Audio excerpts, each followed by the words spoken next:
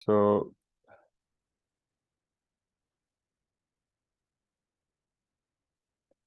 today we are covering the customer relationship management.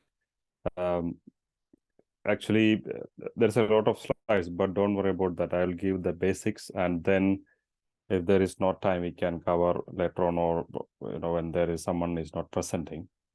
So basically, customer relationship management, it's company-wide business strategy. It's a strategy which is designed to optimize profitability and customer satisfaction by focusing on highly defined and precise customer groups. That is the theoretical definition part. But in simple terms, when we say customer relationship management, what we mean is to build a relationship between the customer and the organization. So before I progress further, let me ask the audience, like, what you will do. Say, for example, if you are the customer service agent, or if you are providing a customer service, say, for example, you are working behind the reception or working in a shop or something. If a customer is coming towards you for a service, so what will be your first reaction, or what you're supposed to do, the first thing? Can someone answer quickly? First, we will greet. That is one part, but before that, there are a few other things you need to do. Anything else you want to add? Someone else? Once again, repeat the question. So, okay, a customer is coming towards you, or behind the reception. You're standing there, and a customer is coming towards you for service, to receive certain service or ask you something. Or if you're working in a shop, customer is bringing a trolley of things towards you to pay for that. So what will be your first reaction, or what should be your first reaction? Welcome that customer. How? By greeting or by greeting. Okay. Usually what they say during the training, so I have worked in one of the supermarket before.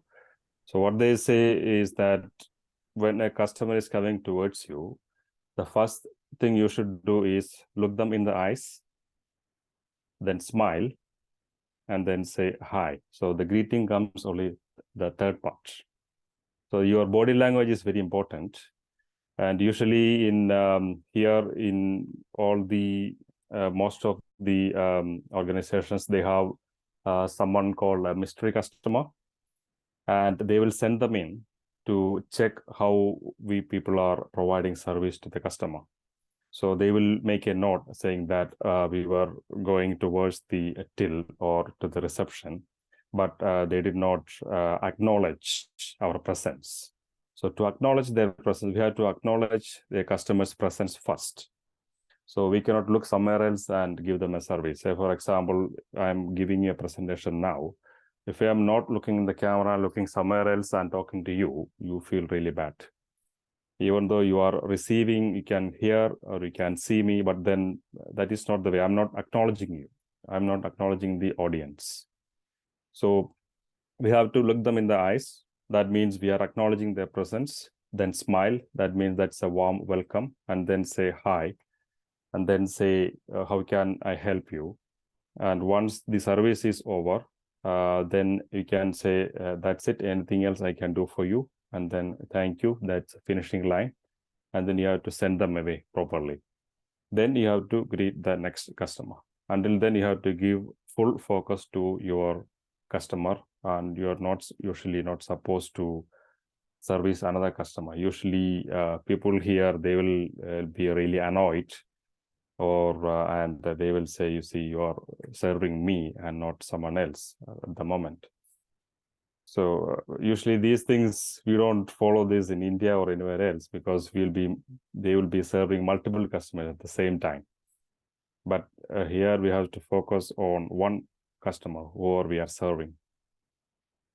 Okay, that is one thing you need to remember when you are serving a customer.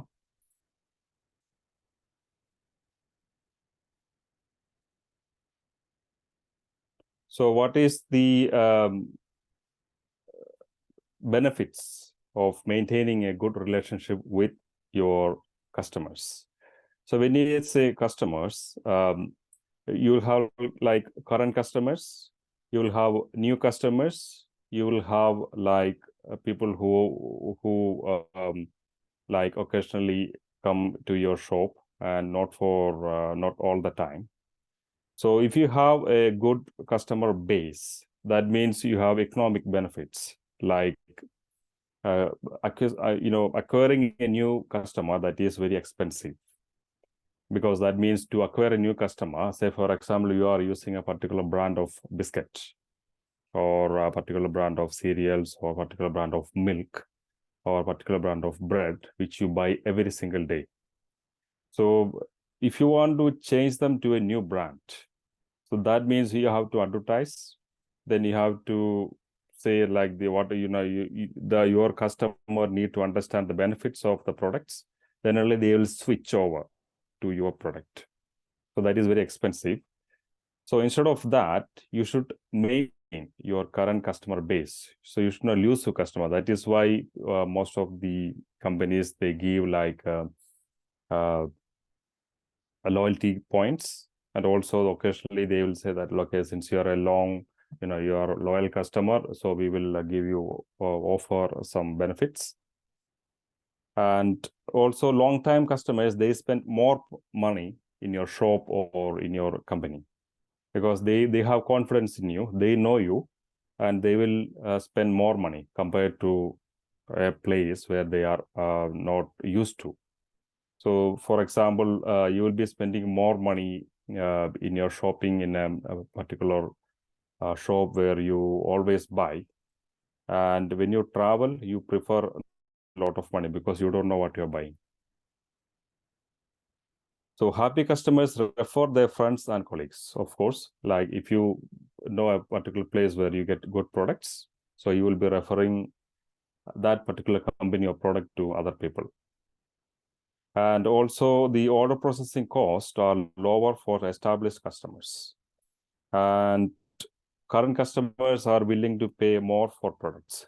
And because if you have an expensive product, for example, you are shopping in your retail store, the nearby shop, and you see a very good product, say for example, Coca-Cola or some other international product in that small shop, then there is a good chance that you will buy from that shop, because you will ask the shop owner, like, okay, how is this product? Have you tried this? How does it taste? And if he says something positive, then you will give more priority to his opinion because you believe him, you see him every day. And so that means there is a good relationship with that shop owner, and you will believe his word, and then so there is a very good chance that you will buy that particular product and you are willing to spend more money. And here, like we are trying to identify what happens, what are the different sources of a next sale, how a next sale can happen.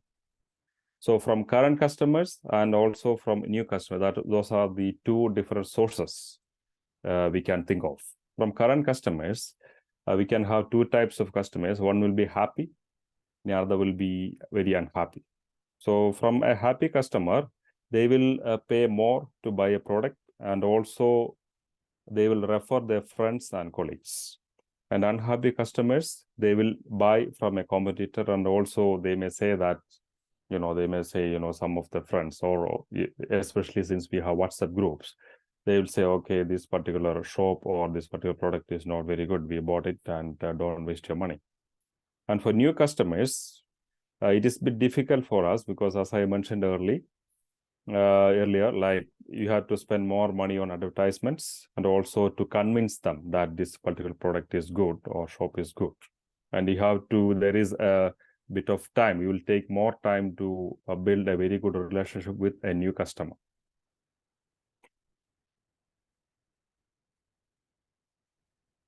And so to create a very good customer relationship management program. So when you say customer relationship management program, these things, like we are trying to approach the customer relationship in a systematic way. So what we are trying to do initially, we need to focus on transactional relationship with the customers. Like we should give extraordinary, very good customer service, then technology support and customer database.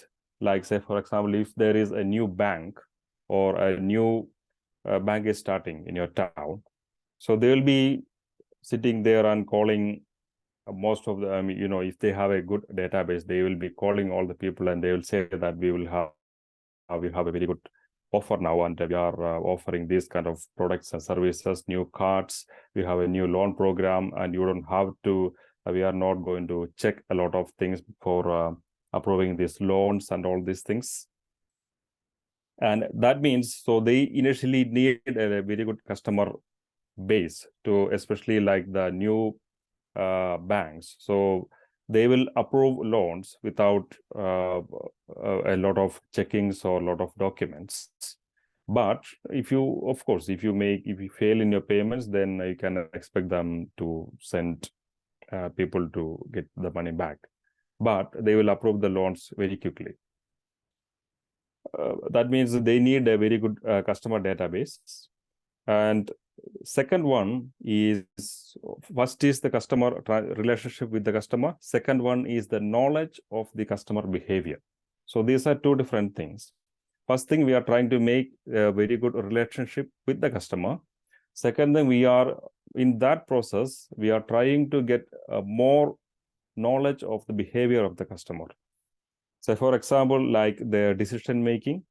And as you can see, like if you're buying, for a function, if you're buying gold, or if you're buying saris, or if you're buying clothes for a function or for a marriage or something, usually you will not buy, I don't know how you do, but usually people prefer to go to a big town rather than a small town. Why is that? Anyone want to answer that one? Give some inputs. Because in big towns, they will get more options, more choices. Okay. But usually what happens is, like when you're coming from a small village or from a small town, and our budget will be small. Usually that's the case. And we expect, we are expecting, like Ashri mentioned now, we are expecting more options, and we think that like we can get more options. And also another thing is that if you are shopping from a big shop, like we can say that, okay, we bought all this, our gold and ornaments and the clothes and everything from this particular big shop, where, which you always see in the TV. So that will give us a very good satisfaction. And also, like there are psychological influence. So yeah, this is one of the reasons. Another reason, like, if you're buying from a big shop, then that means like you are caring for your son or daughter. Like, okay, you are, instead of buying from a very small shop, you're buying from a big shop. That means probably you will get the same thing from a small shop for the same price. But if you buy from a big shop, so that is this kind of psychological influence. That is why you will see a lot of lights and a lot of decorations in jewelry shops, and also in big cloth textile shops. Once you enter, there will be people to take you to the particular section, and also they will give you tea, coffee, etc. And so there will be a very good customer service. So they are trying to combine both, give very good customer service and also try to understand like what you want to buy or what's your budget.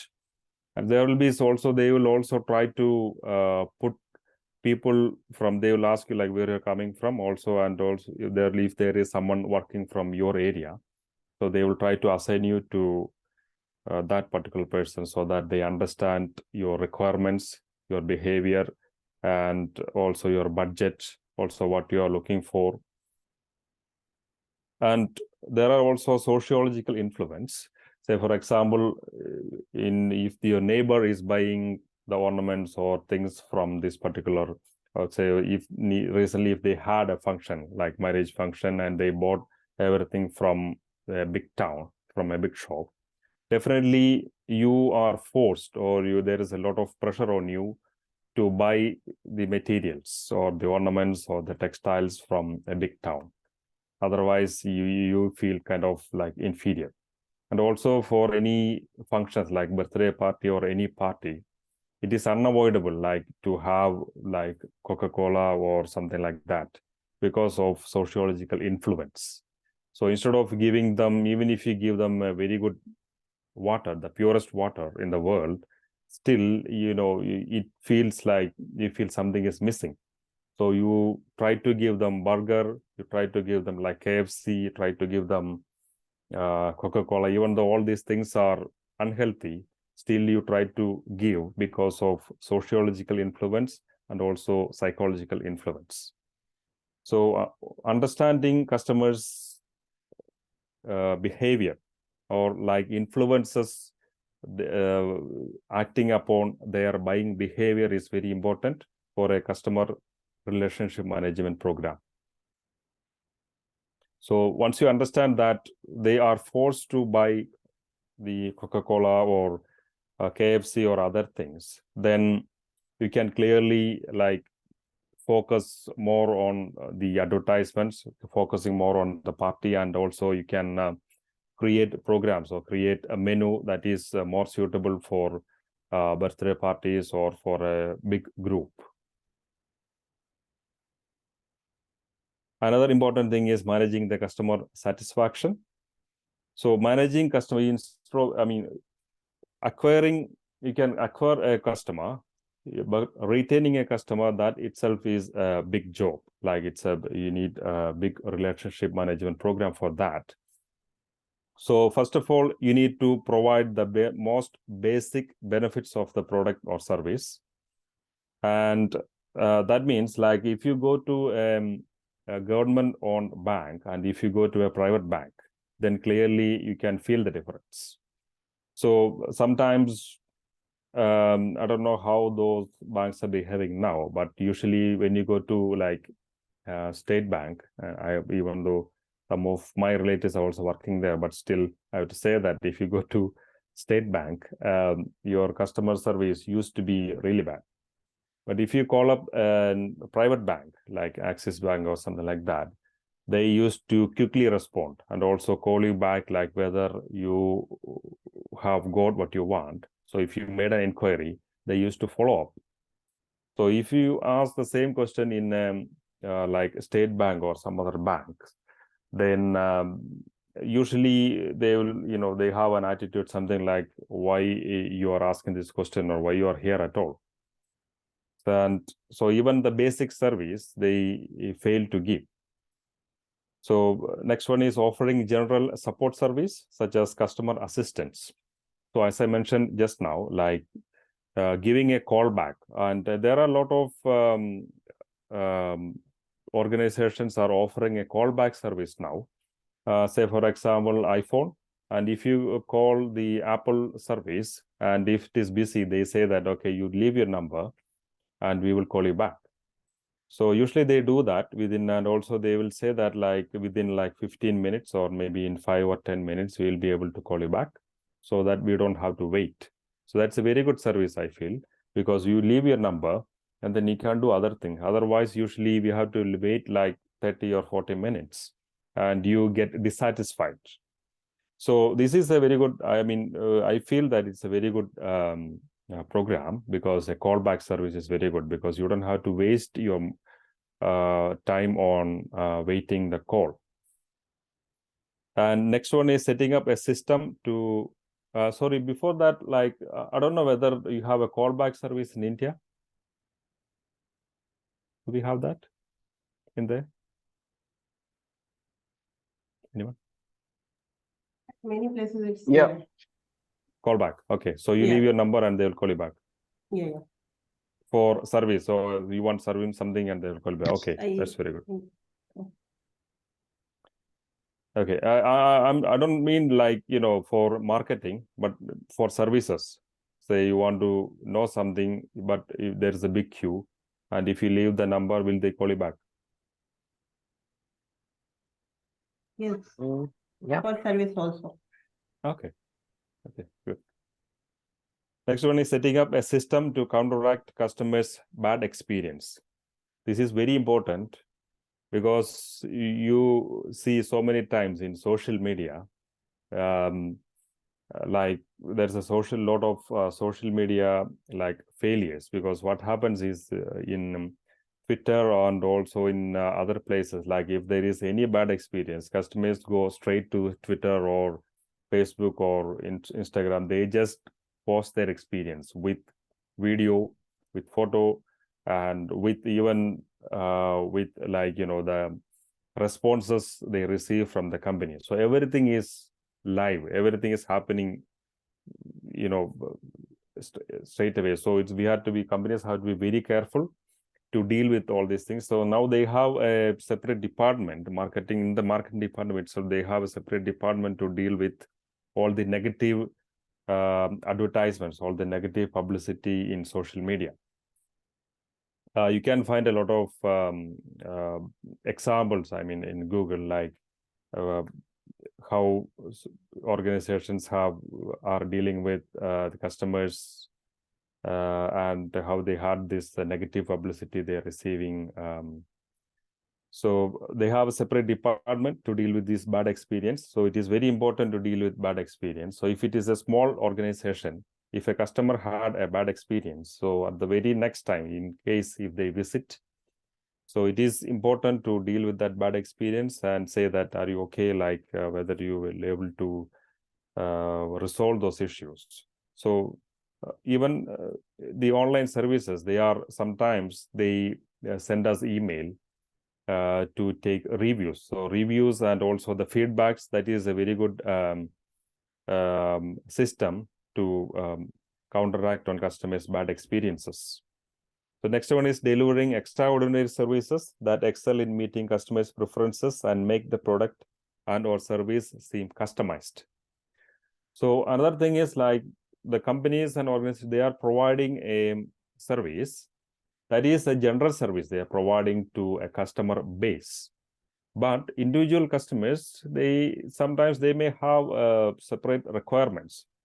So for example, if you're disabled, like if you're blind or if you're deaf, and if you are a wheelchair user, and if you're able to give a customized service, and then that will be a very good, will have a positive impact on you. Recently, you may remember that we had the World Cup in the Middle East, Qatar, isn't it? So, and one of our, actually, someone I follow in the Facebook, actually, he's not a very big celebrity, but he writes like food reviews. So he's a wheelchair user, and he went to watch football, and he was very surprised to see that even the roads and also the stadium and all the services are very disabled friendly or wheelchair friendly. So what they did is they allowed the wheelchair users to sit in the front row so that they can easily see, and also they allowed them to sit next to the fire exit, so that if there is a fire or something, these wheelchair users can be evacuated very quickly. And most of the roads in Europe and also in USA, in most of the other countries, the roads are wheelchair friendly, and also the shops are wheelchair friendly, so that there will be a ramp which you can use to go into a shop. And also there are most of the shops are pram friendly, like you can take your kid inside and they're on that pram. And if the shop is not pram friendly, then you may lose a lot of sales. For example, usually if there is a pram, we have the tendency to buy things and put it in the pram because there's a place just behind the pram, and you tend to buy a lot of things. Because otherwise, if you are just taking a very small tray, then you won't buy any heavy things. Since you have a pram and it's very easy to carry all these things, you tend to buy a lot of things. And also, okay, I'll come back to this guy. So he was very surprised to see that they are offering very friendly, wheelchair friendly service in the stadium. And so immediately he like gave a very good Facebook post saying that with the photos and everything, like saying that, well, this is a very wheelchair friendly. Last time when I went to see the football in other places, like I could not see the football properly because I was sitting somewhere, I was very cramped behind the seats, and also my friends were used to carry me all around because there was not enough wheelchair friendly routes, or we couldn't like move around freely. So his post actually went very viral, and it also came in newspapers as well. So that was a very good, very the way the management, they were dealing, how they are conducting the football, the organized that particular event in there. It went, they had a very good positive impact on everyone.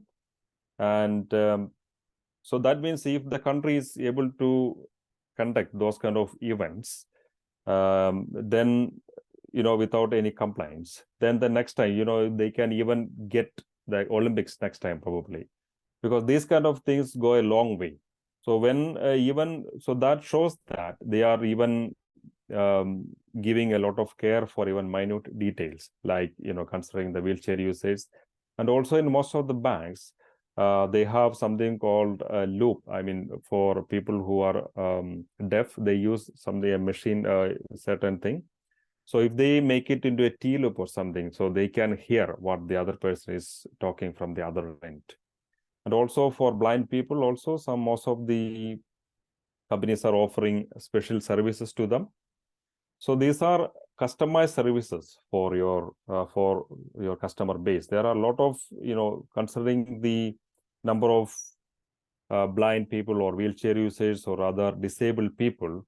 So if there is a lot of organizations who can do this kind of service, then it will have a very positive impact on other people as well, because you'll know that they care for them, so definitely they will care for you as well. So this is one of the way to provide extraordinary service, like address the problem promptly, and then keep in touch, like call them back and ask whether the problem is resolved or not. Then find ways to help. If you can't help, then ask your supervisor or someone else, say that, give them options, like these are the options we have, or these are the only options we have. And you can clearly say, we are really sorry, this is the only way we can help, and we have limitations as well. And also provide custom services, like try to understand their requirements. And customer experience management, this is another thing, like customer experience management. So this is different from customer relationship management. So what they experience, so we are trying to manage their experience. So approach that recognize that with every interaction, customers learn something about a firm that will affect their desire to do business there in the future. So every time when they're visiting big organization, so they will be providing a lot of service. For example, like in a bank, the banks are not only about like taking money or depositing money or getting loans or cards. They provide a lot of other service, like can someone provide me, like, like what are the services of a bank? Like what are the services they provide other than loans, cards, depositing money or taking out money?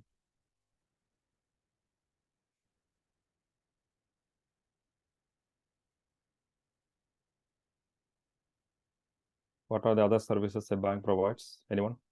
Like the major business is like that only. But if other services,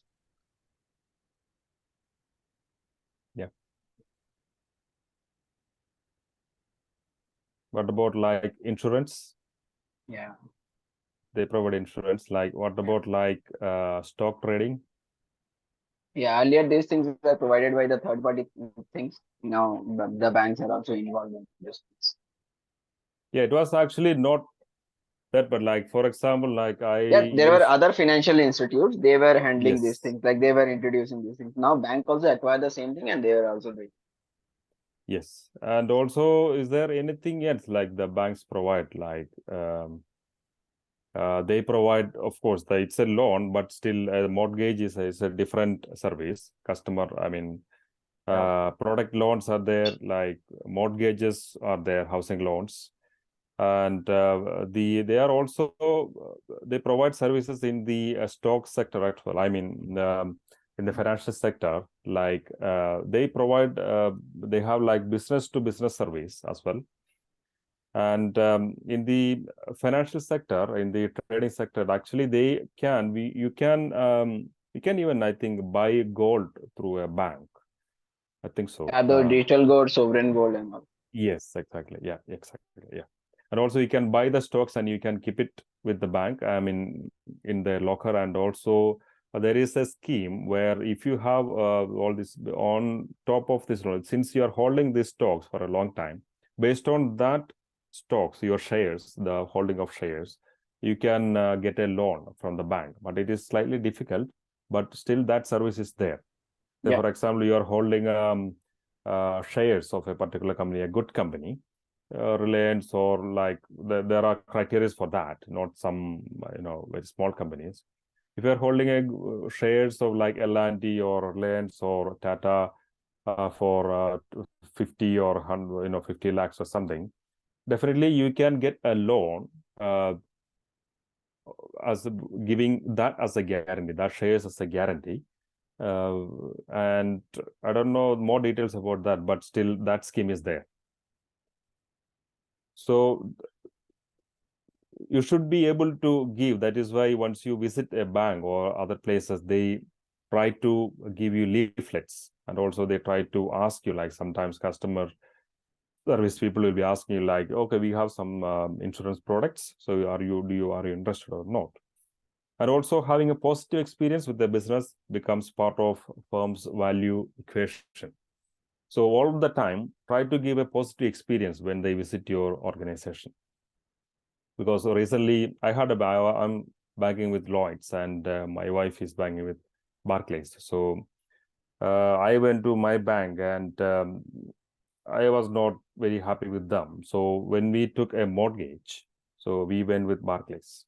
So the Lloyd's lost that particular, all our custom because of the way they were servicing. So see, if I'm going over the limit, please let me know.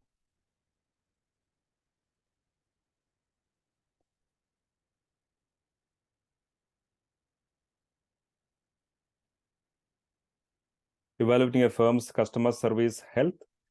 So that is another thing. You have to evaluate our customer service health. So these are the strategies we use. We provide an exceptional survey experience throughout every transaction, provide sales materials that are clear and easy to understand, respond promptly to customers' requests and concerns. So these three things, like we don't have to do a lot of things, like provide these three things, like make sure that we are providing these things, and usually the organizations check whether that particular branch or particular organization is providing these things through other people, like external people who are checking on you, like mystery customers. They will come and check like how you are providing service to the customers, or you are providing the service based on the company's policies and procedures. It's continuing, like, and also you have to stand behind your products and services, treat customers as family members and best friends, stay in the hearts and minds of customers. Of course, those things are there, but one of the important thing is stand behind your products and services. You should be always like even if the products are not going really well, still you should be able to support or stand behind your product and service. Even if you're not supporting your products and services, then even that can affect other products as well.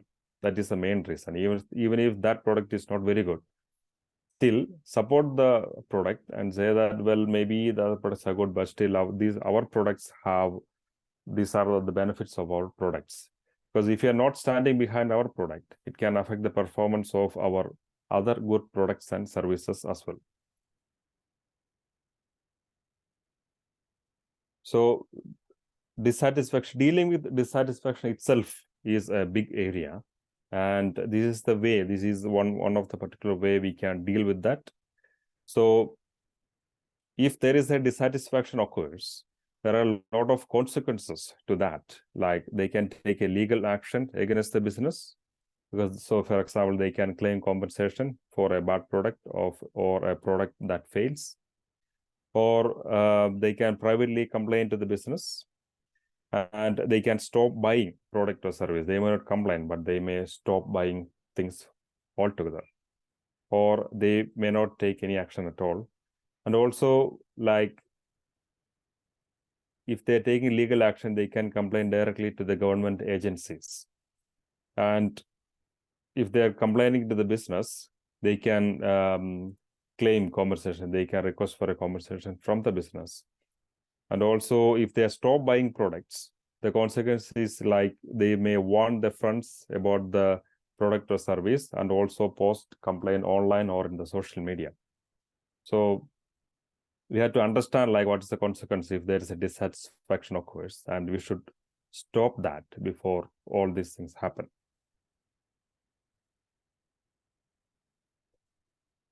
There are like softwares to deal with customer relationship management. There are online communities, forums to deal with the customers. There are customer information. Say, for example, one of the good example is Microsoft online communities. So if you have doubt about anything in the Microsoft Excel or in Microsoft Office, so you can, once you post your doubt online in the Google, usually it will take you to the Microsoft communities. And there are other communities like Stack Overflow or other places where you can get the answers. And there you can promote like your company as well. And they, even if you go to Microsoft community, they will be asking like whether their response was good or whether you want to improve or not. So there are also other places where blogs, wikis, social networking, and customer information management systems are there. So we are trying to systematically manage the customer relationships.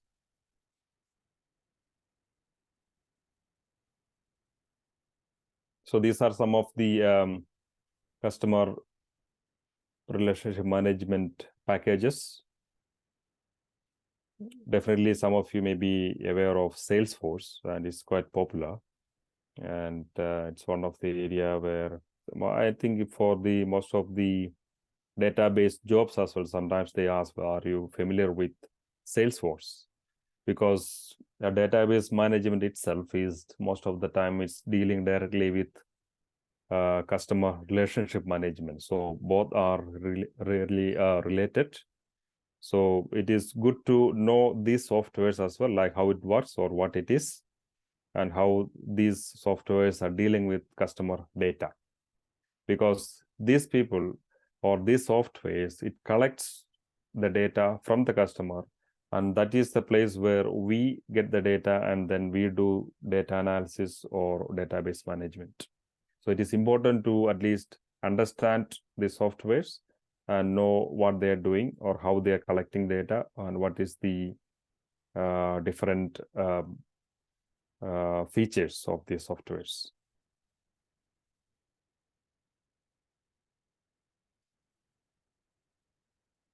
So if you are planning to build a CRM, customer relationship management database, what are the components? What should be the must-have components of this customer database. One is the personal information. Of course, you need to collect the personal information of a person, like their, if possible, their name, but that's not very important, but at least their gender, like where they are coming from, like customer, other personal details, and then their lifestyle and psychographic data, like what sort of mobile phones they are using, and like you can look at them, like whether they are using like branded shirt or whether they're using branded products, and also demographics, where they're coming from, village, town area, or even in the towns, in which part of the town,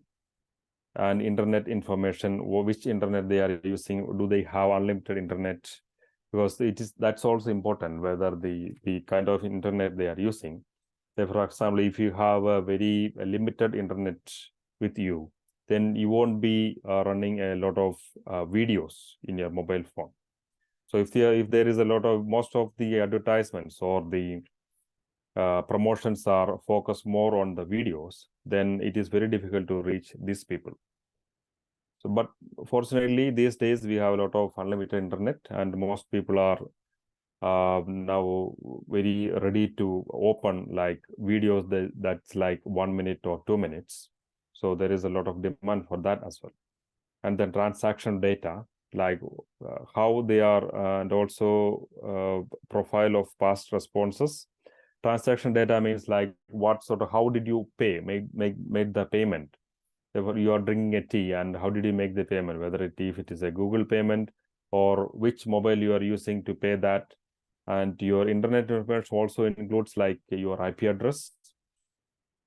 And all these things are very important. You should know like what sort of mobile they are using, how did they make the payment, whether they were using Google Pay, or whether they are using a card, or whether they're using something else.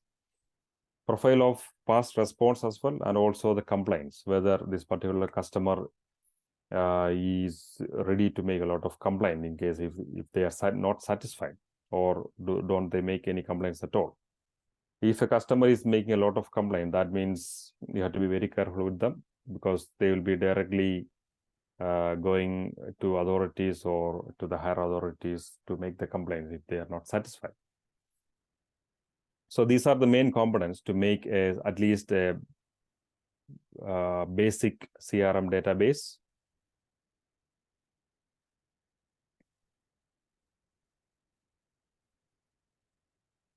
Now, to create an effective CRM program, you have to capture the relevant customer data on interactions across important touch points.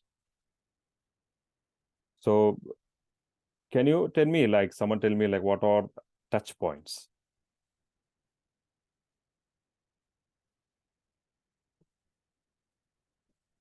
Anyone?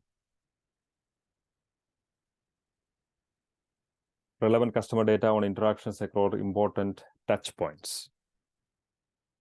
You can Google and tell me as well.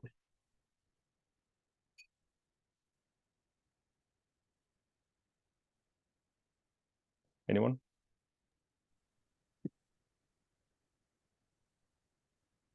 I can see 28 people, now 27. Pardon the question? Capture the relevant, I mean, what's the touch point in customer interaction?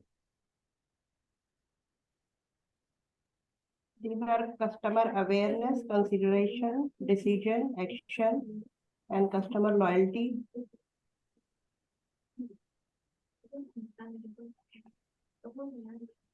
Someone else is saying something. Is there anyone else? Seba is always answering. Anyone else?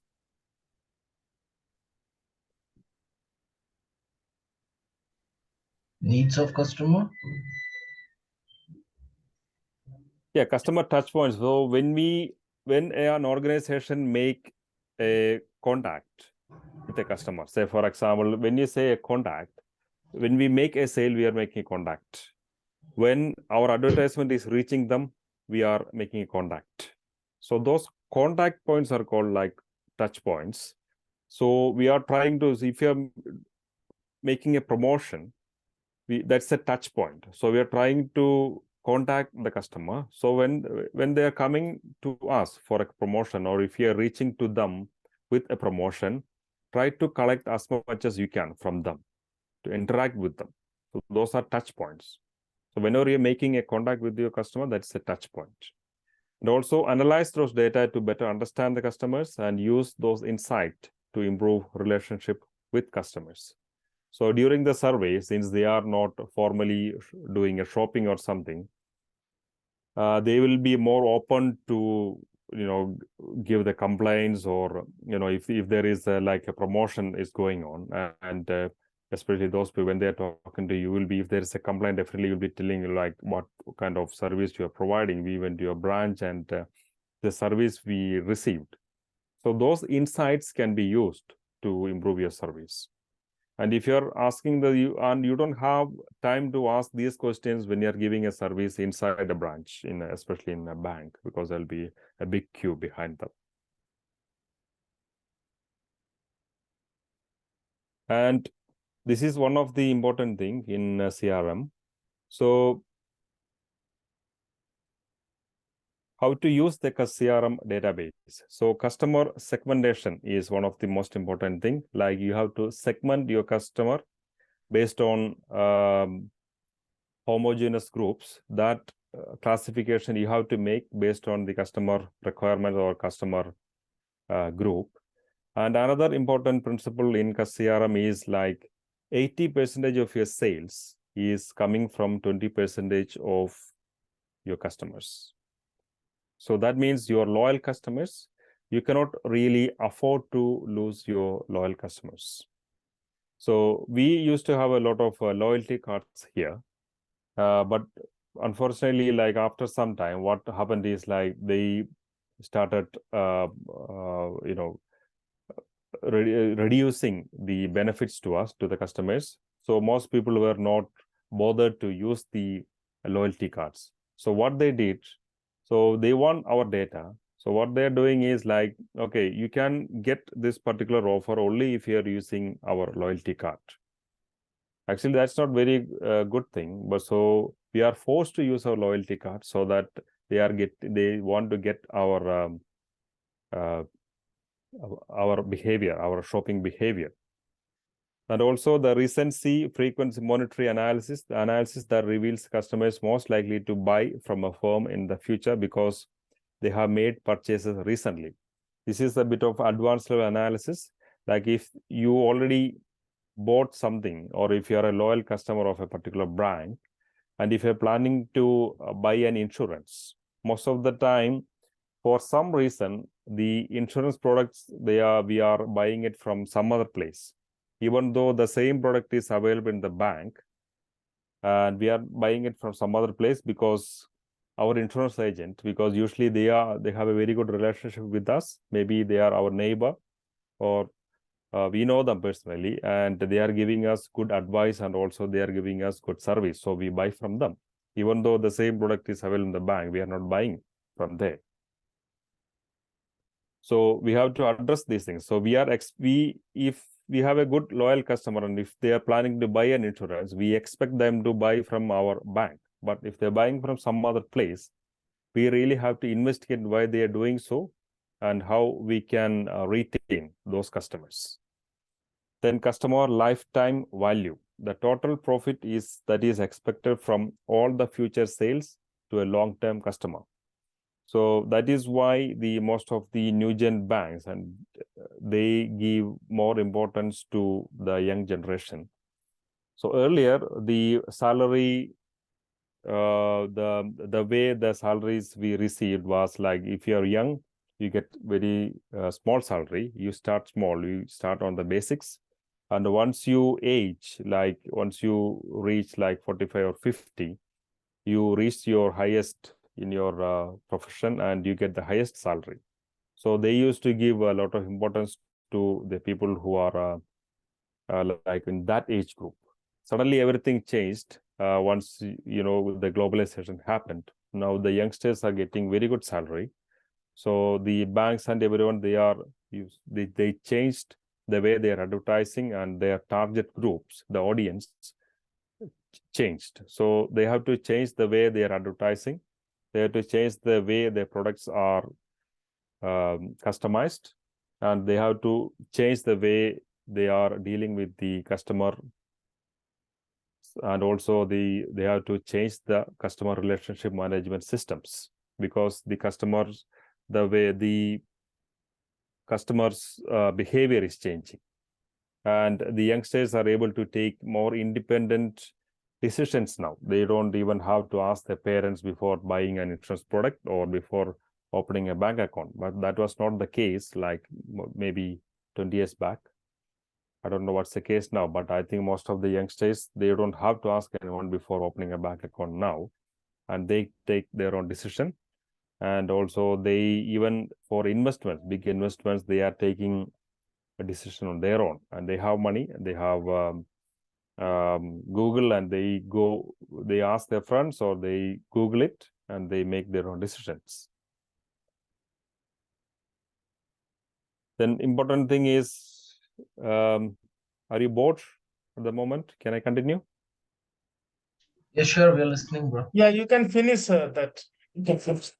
Okay, thank you. Next one is need recognition. This is a bit of an advanced level CRM. I will leave. So important one of the stage one of CRM is like need recognition. So you have to understand the requirements of your customer. If you're starting a new branch in a new small town, then their requirements will be slightly different than a big city. So in a big city, they will be looking for, like, there will be, say, for example, in Madras or in Chennai or in Bangalore or in Mumbai, the students will be looking for a lot of student loan, not for studying in India, but they will be studying abroad. So they may not have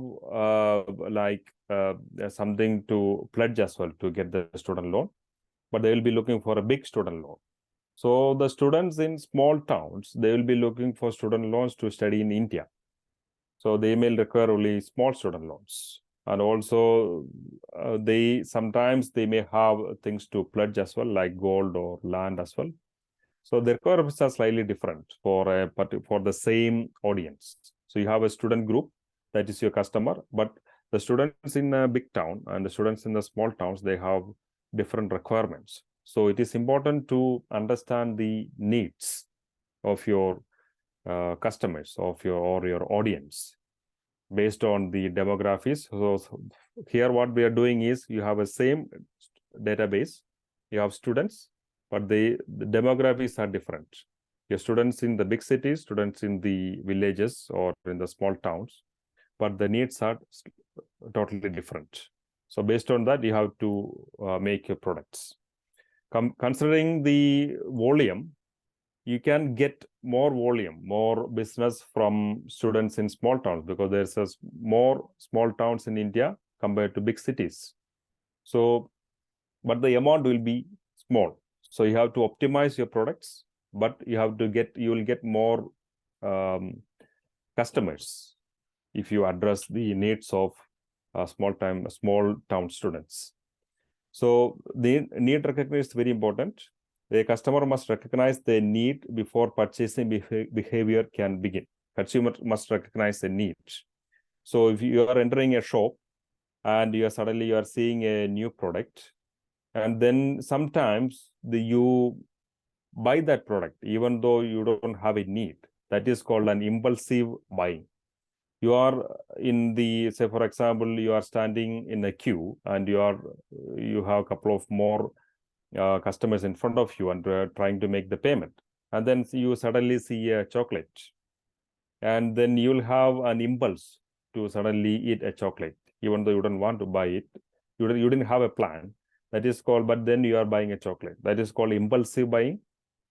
And then also the other fact is, there are so many other factors that can influence the recognition of a need.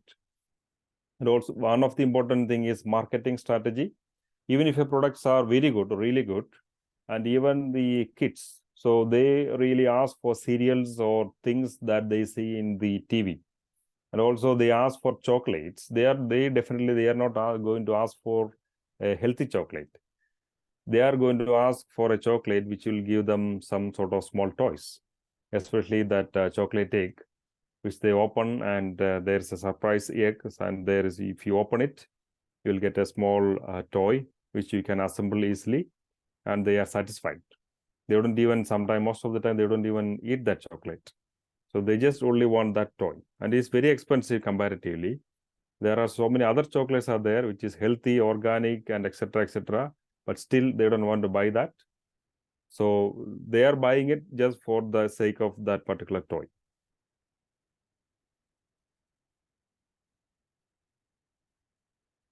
And information search and evaluation. So here, see, once you have, like, if the organization have a loyalty card, so that is a very good customer information database. So from that, you can get the information from the loyalty cards and also from the purchasing behavior. And you can get a lot of information from that, and you have to evaluate based on those things.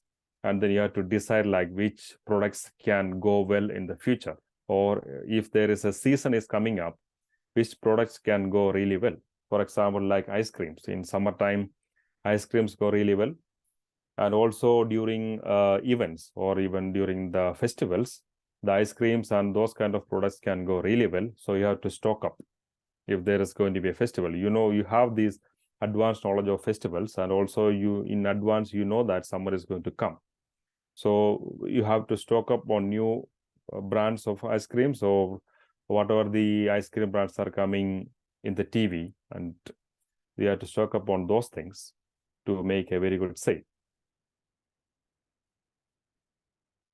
So this is evoked set. That means a group of brand that the consumer is both aware of and willing to consider as a solution to a purchase need. That's what I was mentioning. Like, if they are aware of a brand, then definitely they will buy only that particular brand, like Nestle or other brands. So they prefer to buy those brands instead of a local brand.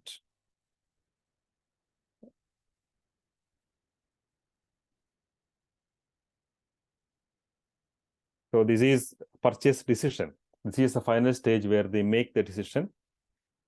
So factors that affect a purchase decision, that involves like brands in the evoke set, like very popular brand advertisements.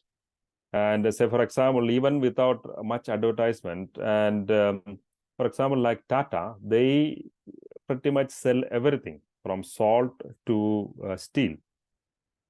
So when you see, like, even you already know that, like, Tata is very good in, like, trucks, making trucks or cars or everything, all those things like steels. Then suddenly you go to the shop and then you see that Tata salt. So there is an impulse in you to buy the Tata salt, because you know that Tata is a very good brand, and then you know that they are going to give you a very good product. So instead of buying a very local product or local salt, you will definitely buy that packed salt from Tata. So that is brand advertising and brands in the evoked set. Sorry. Then purchase setting, the store or non-store outlet. So you can buy most of the things online now, but still you go to a shop and buy, especially like TV and other things, because you want to see, you are going to make a big purchase. You want to see that, you want to feel that, and you want to buy it.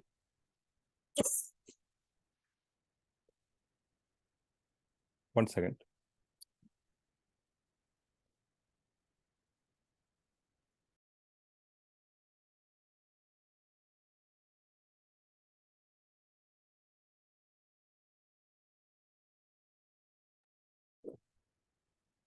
And also the intention to purchase, that involves like store layouts, sales personnel, point of purchase, and displays. I think I covered all these things earlier, like when I mentioned that, like, a store should have enough space to allow for wheelchairs and also prams. That means when you say pram, that is push chairs. I mean, like for carrying around the kids. And the ease of website, when you're buying online, Like why we are buying from Amazon, and usually I prefer to buy from Amazon rather than eBay, because Amazon gives a 360 view of the product, so like different view of the product and sometimes video as well. But in eBay is not that good when it comes to the product. So I can make a better informed decision when if I am shopping in Amazon. So I try to buy from Amazon, and in eBay as well, like they based on the website. If you ask me to choose Amazon or eBay, I'll choose Amazon, because the way they are presenting the product and the ease of buying products as well. Then final is, once you sell something, you are not finished with your sales, or you are not finished with the customer relation. Like post-purchase evaluation is there. That is why you always get like, emails or calls from your customers saying that, okay, even from Amazon, all the time you get asking you for a review. Okay, you made a recent purchase, and what is your opinion? Even if you don't leave a review, they will keep on asking you like, how did you feel?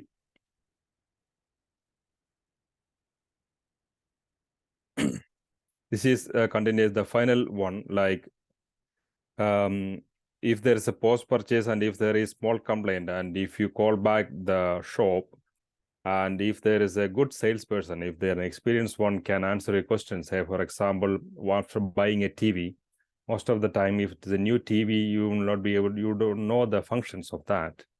And if you call back the shop, and if there is a salesperson or online person who can help you with all the settings, how to use it, then that is a very good post-sales service.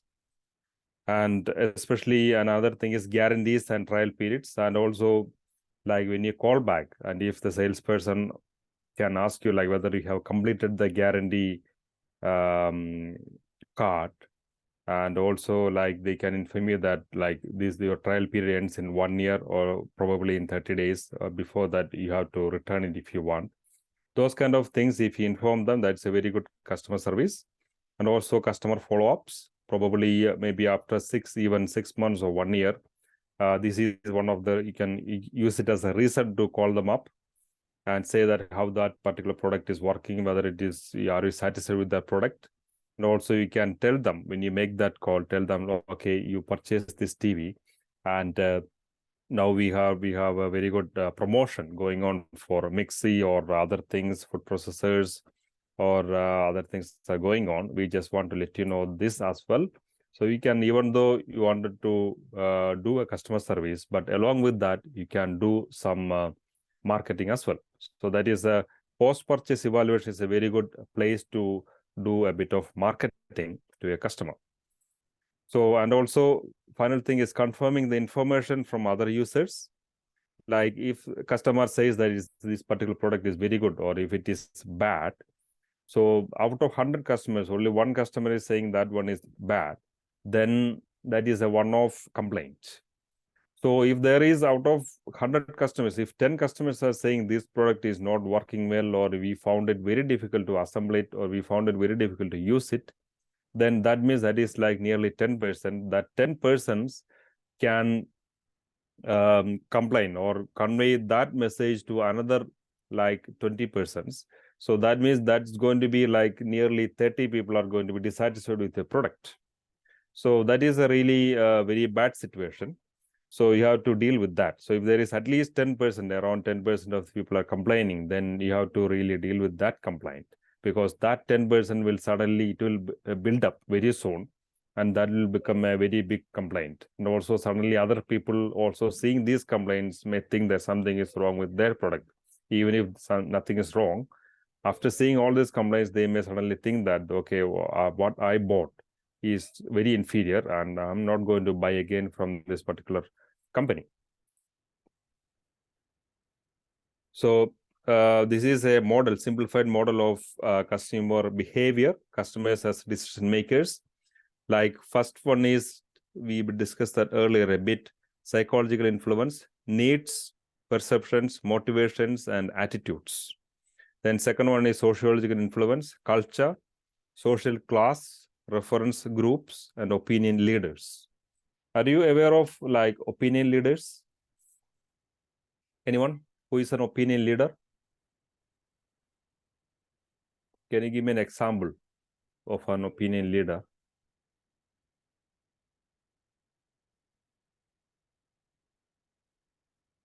Anyone, please?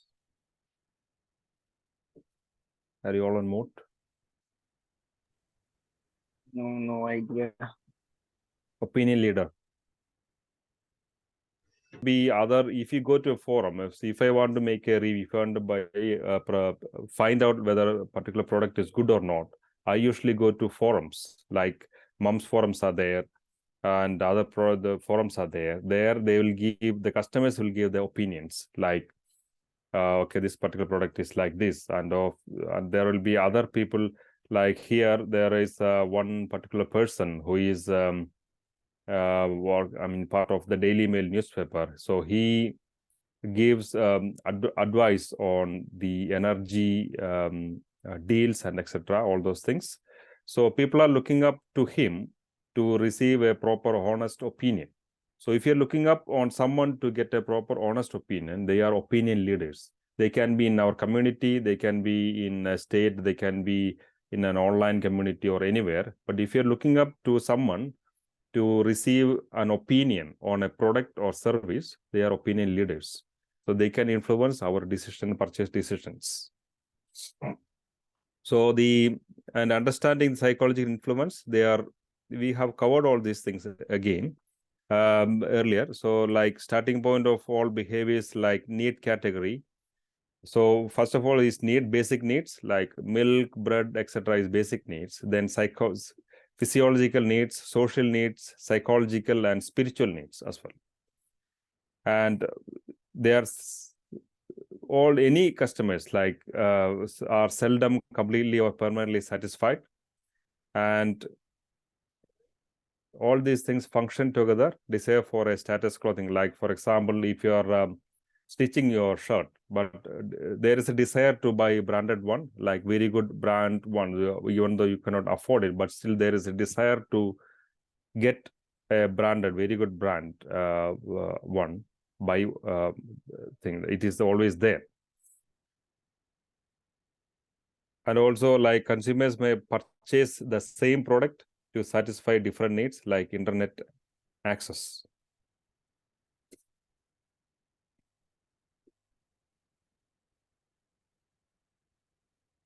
And this is the continuation of like psychological influence on customers, like perceptions and perceptual categorization. It's a bit of a theory part, bit more advanced level. So you need to like sit and Google it to understand it. Especially it's part of like brand loyalty as well, perceptions. So usually when you want to buy certain things like food or like fish or certain things, like usually most people prefer supermarkets, because you think that they at least do some quality checks. And this is understanding their motivations as well is very important. Their motivations are sometimes goal-directed forces that organize and give direction to the tension caused by unsatisfied needs. This is a bit of advanced level theory, but still it's important, like, to understand the CRM, how it works. And another thing is the attitude, like the attitude can discourage or foster behavioral tendencies to purchase a product, like the feelings, the behavioral tendencies. So what attitude is, it's an enduring opinion based on the knowledge, the feeling, and behavioral tendency. So the overall attitude, you are shaping your attitude towards a particular product or service based on others' opinions, and it can discourage or foster behavioral tendencies.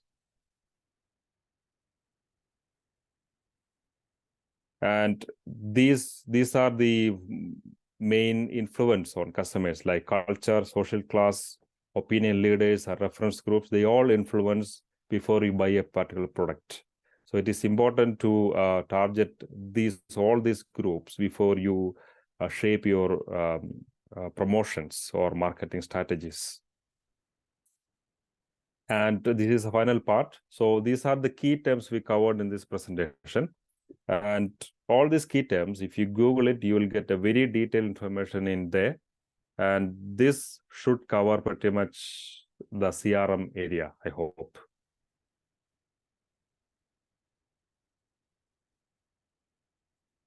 And I managed to hold like 28 people. Thank you very much. Thank you, Thomas. It was a very nice presentation. Almost all the topics were covered related to customers, retail management, and how to deal with customers. And the major